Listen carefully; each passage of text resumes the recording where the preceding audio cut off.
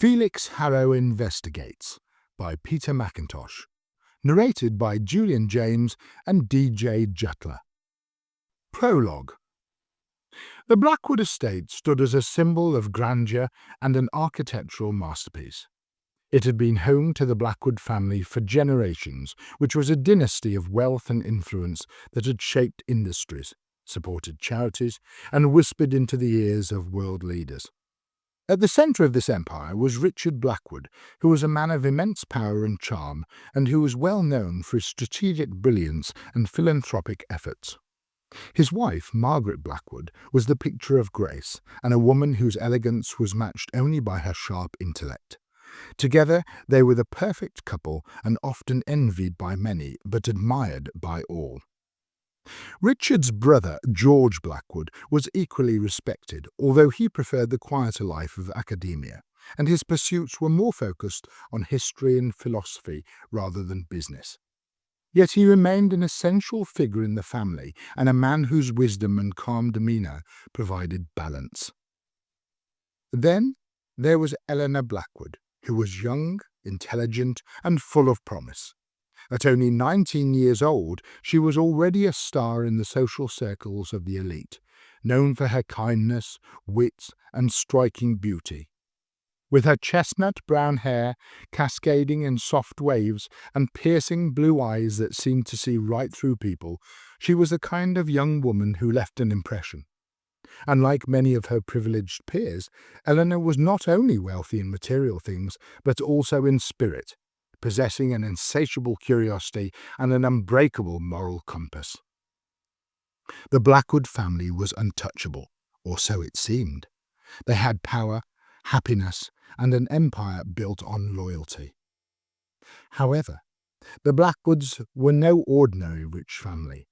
Unlike the cold and detached aristocrats often found in the upper echelons of society, they were genuinely loved. Their wealth had been accumulated through generations of business acumen and investments in technology, real estate, and industries that shaped the world. But what truly set them apart was their dedication to using their influence for the greater good. Margaret spearheaded numerous charities, mainly focusing on education and healthcare for underprivileged children. She had a presence that was impossible to ignore, and she always dressed immaculately, knowing the right thing to say and when to say it. She'd been a guiding force in Eleanor's life, teaching and reiterating to her that true wealth was measured not by money, but by the impact one left on the world. Richard was a force in business and a man who could command a room with just his presence. He had built the Blackwood Empire into a global powerhouse, yet he remained deeply committed to his family. He ensured that Eleanor had the best education with the finest tutors and exposure to the most brilliant minds. George, though less involved in the business world, was Eleanor's confidant. He saw in her a reflection of his own inquisitive mind, softly encouraging her love for literature, philosophy, and the mysteries of history. If Richard was the builder of the family's empire and Margaret its heart, George was its quiet guardian and the one who saw the bigger picture. Blackwood Estate was a place of joy, filled with music, laughter, and warmth. Parties hosted there were legendary, and it was not just for their extravagance, but for the genuine sense of community they fostered. Guests ranged from politicians to artists, scientists to activists, all mingling in the vast halls of the estate, and at the centre of it all was Eleanor. As the only heir to Blackwood fortune, it was not a surprise that Eleanor's future had always been a topic of speculation. Some believed she would follow in her father's footsteps and diligently take over the empire and lead it into a new age. Others thought she might dedicate her life to philanthropy like her mother. A few even suspected she would rebel against her lineage altogether and start carving her own path. But Eleanor herself was uncertain. She had never been interested in simply existing within the constraints of her privilege. She wanted to understand the world beyond Blackwood Estate and beyond the high society that she had been raised in. She had a fascination with history, with mysteries, and with the stories of people who filled the pages of history. One day, something unexpected happened without warning. Eleanor was at the estate attending a dinner party with close family and friends, and she had been seen laughing, engaging in conversation, and looking as radiant as ever. There was nothing unusual about her demeanour, no sign of distress. Suddenly, she was gone. Her room was untouched, and her belongings still neatly arranged, and her bed unslept in. There was no note, no sign of struggle, and no indication of where she might have gone. The security cameras on the estate captured her going on a stroll alone, and was last seen exiting the estate, but it was not unusual for her to go for a walk on her own. She usually returned within the hour, but now it was as if she had simply vanished into thin air. The Blackwood family was thrown into chaos. Richard used every resource at his disposal, hiring private investigators, enlisting the help of law enforcement, and even offering an astronomical reward for any information. Margaret was inconsolable, almost immediately retreating from the world as grief consumed her. George, the ever-calm presence, took a more methodical approach, poring over Eleanor's journals, searching for clues in her writings. But nothing led to her. Rumours spread like wildfire. Some whispered that she had run away and that she was always desperate to escape her family's expectations. Others believed she had been taken, though by whom no one could say. A darker theory suggested that she had uncovered something she wasn't meant to, a secret buried deep within the Blackwood legacy. Weeks turned into months, then years. The headlines faded, the world moved on, but the Blackwoods never did. The once happy and influential family became a shadow of itself. The estate, once filled with laughter and life, grew silent. Margaret rarely left her room. With her health deteriorating from grief, and Richard, the man who'd built an empire, now seemed hollow. His once unshakable confidence replaced by an air of quiet despair. George, though composed on the surface, was never the same. He continued his search in private, ever convinced that the answer was out there, waiting to be found. But Eleanor was never seen again. Despite her disappearance, or maybe because of it, Eleanor remained an almost mythical figure. Her name was spoken in hushed tones at Blackwood Estate, her memory preserved in the hearts of those who had loved her. Some believed she was still alive, living under a new identity somewhere far away. Others were convinced that she'd been lost to something darker, potentially to something beyond comprehension. But one thing was certain was that her story was unfinished. And somewhere buried beneath secrets and time, the truth about Eleanor Blackwood remained waiting to be discovered. Within 2 years of Eleanor's disappearance, both Richard and Margaret Blackwood were gone. Their deaths marked the tragic downfall of a family once considered untouchable, and their story becoming the subject of hushed whispers and speculation for years to come. Margaret had always been the pillar of grace and strength within the Blackwood family, but Eleanor's vanishing shattered something deep inside her. From the moment her daughter disappeared, she became consumed by a relentless sense of guilt and an unshakable belief that she had failed her in some way. At first, she tried to remain composed, feverishly throwing herself into the search efforts. She spent countless hours speaking with detectives, questioning staff, and reviewing every detail of Eleanor's final days at the estate. But the more she searched, the less she found, and the helplessness of it all began to eat away at her. She replayed every moment leading up to Eleanor's disappearance in her mind, analysing her daughter's words, expressions, gestures, and desperately trying to pinpoint the signs she had missed. Had Eleanor been unhappy? Had she been trying to tell her something? Had she needed her mother in ways Margaret had failed to see? As time passed and no answers came, Margaret withdrew from the world. She stopped attending charity events, stopped hosting dinners, and stopped doing all the things that had once made her such a revered figure in society. Friends and family tried to console her, and all urged her to take care of herself, but she no longer seemed to care. The once vibrant woman, known for her elegance and quiet strength, started to wither away. Her health began to deteriorate rapidly before insomnia took hold and she lost weight at an alarming rate. She would spend hours in Eleanor's room, just sitting on her bed and running her fingers over her belongings as though trying to hold on to whatever traces remained of her daughter. "She's out there," she would whisper to herself in the dead of night. "I should have known, and I should have done more." Some said Margaret Blackwood died of a broken heart, though the official cause of death was recorded as complications from an undiagnosed illness, but those who knew her believed otherwise. The pain of losing Eleanor had simply been too much and drained her of the will to go on. When she passed away, it was almost as if a part of Blackwood Estate died with her.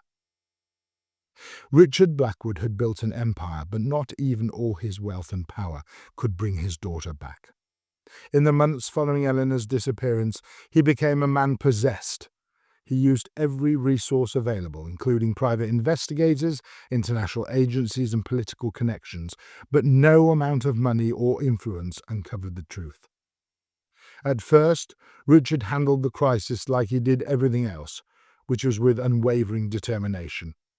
He refused to entertain the idea that Eleanor might be gone forever, but as the months passed with no leads, the uncertainty began to crush him. He became more volatile, more impatient. His famous charm and control began to unravel in public, his outbursts becoming more frequent, and business associates whispered that he was losing his edge, that he'd become distracted and unpredictable. Some board members of his company even suggested that he step back for a while, but Richard refused. Then Margaret died. Her passing was the final blow. The woman who had been his partner, his equal, the love of his life, was now gone. And his heart, he knew what had truly taken her, and it was not an illness, not a disease, but the unbearable weight of grief.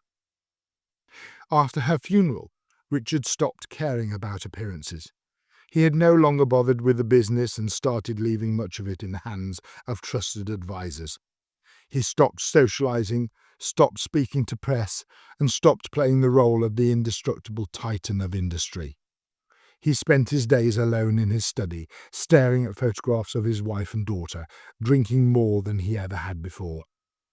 One evening, just a few months after Margaret's death, he suffered a heart attack in his office at Blackwood Estate. The staff found him slumped over his desk with a framed picture of Eleanor and Margaret clutched in his hands. The doctors called it stress-induced from years of tension and the heartbreak and exhaustion taking their toll. But those who knew him best believed it was something else. Richard Blackwood had simply lost the will to fight. With both Richard and Margaret gone, Blackwood Estate, which was once a place of joy and celebration, became a house of sorrow. The staff moved through the halls in silence, the air thick with the ghosts of what once was. George Blackwood, Richard's brother, was left to manage what remained of the family's legacy. He took on the role reluctantly, and not out of ambition but out of duty. Though he had always preferred a quieter life away from the business world, he could not bear to see everything his family had built crumble entirely. In the wake of Richard and Margaret's deaths, George Blackwood found himself at the helm of the Blackwood fortune, but it was not out of ambition, but rather out of necessity. He had never been interested in wealth or power in the way his brother had been. While Richard had thrived in the world of business, turning the Blackwood name into one synonymous with success, George had always preferred a quieter life. But with Eleanor missing and both Richard and Margaret gone, there was no one else left to protect the family's legacy. George made a decisive choice, and that was to step away from the world of high-end finance entirely. He had no desire to run the company his brother had built, nor did he wish to become entangled in the exhausting politics of boardrooms and markets. Instead, what he did was to sell off the business, liquidating the vast empire that Richard had worked so tirelessly to expand. It was not a decision he made lightly, but it was the only practical one. Blackwood Enterprises was still valuable, and by selling it at its peak, George ensured that the wealth his family had accumulated over generations would remain intact. He did not splurge or take unnecessary risks, and instead he invested the proceeds into long-term, low-risk holdings, placing the family fortune into a structure that required little oversight and no active management. The Blackwoods would never want for money, but with the company gone their public influence faded. The name that had once carried weight in political and economic circles became more of a distant memory, and a legacy rather than a living force, and George was perfectly fine with that. While George was willing to let go of the business, there were some things he could not bring himself to part with, and that was Blackwood Estate and the family farm. The estate had been the heart of the Blackwood family for generations. It was a place of history, of laughter, of life. The farm was a smaller but equally cherished property, and had been the family's retreat, a place where they had spent summers away from the pressures of society. At first, George had told himself he would maintain both properties and keep them in pristine condition, even if he had no intention of living there. But the years slipped away faster than he had anticipated. He had moved elsewhere, purposely distancing himself from the past, while telling himself he would return to handle the upkeep soon. But soon never came. Seasons changed, years passed, and before he knew it, the estate and farm had fallen into a state of abandonment. Without the constant care and attention that they required, the buildings aged, the grounds became overgrown, and the once beautiful halls began to gather dust. It was never his intention to let them deteriorate, but maintaining them required more effort than he could justify, and the emotional toll of returning was too great. Despite the neglect, George could not bring himself to sell. Blackwood Estate was not just a house, it was the setting of his fondest memories. He could still hear the echoes of his childhood and of growing up with Richard and of Eleanor as a little girl running through the halls with boundless energy. He could still picture Margaret by the grand piano, playing softly in the evenings, and the scent of freshly cut roses from the estate gardens drifting through the open windows. And then there was Eleanor, always at the heart of it all, the one who had vanished without a trace. Selling the estate felt like severing the last link to her, and closing the door on the life they had all once shared. It was a piece of family history, a place that had stood for generations, far beyond Richard and Margaret, far beyond himself. But while George could not let go, he could also not live there.